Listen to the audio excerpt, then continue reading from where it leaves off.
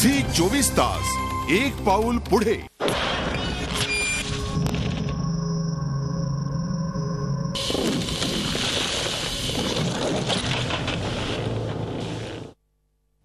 आपण पाहताय prime watch. बिबट्या आणि मानवाचा संघर्ष वाढत चाललाय। याच संघर्षाविषयी चर्चा करण्यासाठी आपल्या सोबत आहेत या बिबट्याच्या अभ्यासक विद्या आत्रेय। विद्या मॅडम, आपलं स्वागत करतो प्राइम वॉच मध्ये।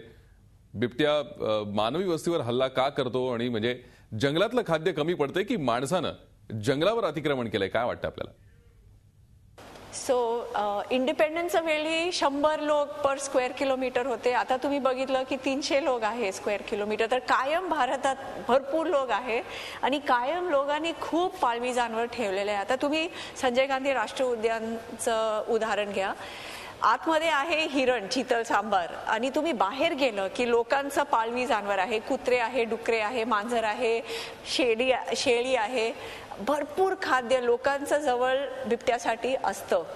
तर तुम्ही म्हणजे असं तोलणं केलं की जंगली जनावर आहे इथे आणि लोकांचं पाळीव जनावर आहे, तर हे कायम जास्त असणार। तर असं नाही। आणि आम्हाला वाटतं की बिबट्यानी फक्त जंगलात राहायला पाहिजे, फक्त जंगली जनावर खायला पाहिजे, पण त्याला कोणी सांगितलं नाही, त्याला कोणी विचारलेलं पण नाही। तुम्ही ब्रिटिश काळाचं पुस्तक वाचलं तर तेव्हा पण बिबटे गावाजवळ जाऊन कुत्रे मारत होते, शेळी मारत होते। तर हे काही नवीन गोष्ट नाही। तर ते येणार, बाहेर येणार, जिथे घाण आहे तिथे कुत्रे असणार, डुकरे असणार। आणि जंगली जनावर आवाज नाही करतात, पण कुत्रे भोगतात, डुकर आवाज करतात। ते आकर्षित करतं बिबट्याला आणि तो लांबून ऐकून मग येतो।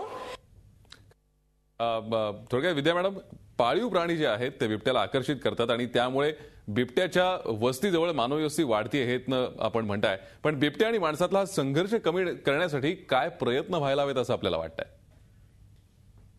जास्त करून जे ग्रामीण लोक आहे आणि जे आदिवासी लोक आहे, जे बिबट्या बरोबर राहतात, त्यांना काय कसं वागायचं त्यांना माहिती आहे। तुम्ही आता जाऊन विचारलं की ते म्हणतात हो, म्हणजे रात्रीच्या वेळी मुलांना एकटं बाहेर नको सोडा आणि जाताना काहीतरी आवाज करा, ते सगळं त्यांना माहिती आहे। पण जे लोक नवीन आहे जागाला, ते बिबट्या बरोबर राहायचं सवय नाही, तर त्यांना माहिती नसतं। तर तेव्हा हे अवेअरनेस जे खूप लोक करतात इथे मुंबईमध्ये आणि अजून करायला पाहिजे। मीडियाचं पण खूप हेल्प होईल इथे की लहान मुलांना रात्रीच्या वेळी एकटी बाहेर जायला सोडू नका, त्यांना बाथरूमला नाही जायचंय बाहेर, तर मोठ्या माणसांनी त्यांच्या जवळच थांबायला पाहिजे। काहीतरी मोबाईलवरती गाणं हे ऑन केलं की बिबट्याला कळेल की ते कुत्रं नाही पण कोणतरी माणूस आहे आणि तो लांब जाईल।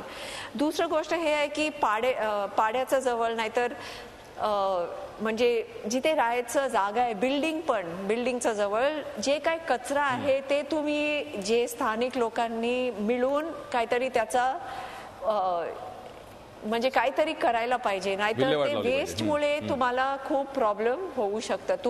फक्त बिबट्यामुळे नाही पण हेल्थ म्हणजे तुमचं नक्कीच। विद्या मॅडम, बिबट्या एकाच जागी राहतो म्हणजे वास्तव्य करतो का? आणि समजा जास्त झालेले बिबटे दुसरीकडे स्थलांतरित केले तर तर ते लोकांचा आवाजच ऐकलं की तो लगेच पळायचं त्याचं इन्स्टिंक्ट असतं। आणि दुसरी गोष्ट हे आहे की ते खूप त्यांचं टेरिटरी बरोबर संबंधित आहे। म्हणजे एक जानवर जे टेरिटोरी आहे ते जानवरचं, तर त्याचं टेरिटरीचं बाहेर नाही जाणार, पण त्याचं टेरिटरीचं खूप चांगलं नकाशा आहे त्याच्या मनात। आणि समजा मादी आहे तर ती जेव्हा ती पिल्लू ठेवते तर तिचं टेरिटरीचं खूपच चांगल्या जागामध्ये पिल्लू ठेवते, जिथे जास्त सुरक्षित असणार ती।